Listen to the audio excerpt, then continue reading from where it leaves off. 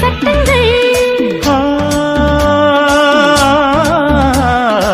ஆயிரம் உண்டு என்னோடு மச்சங்கள்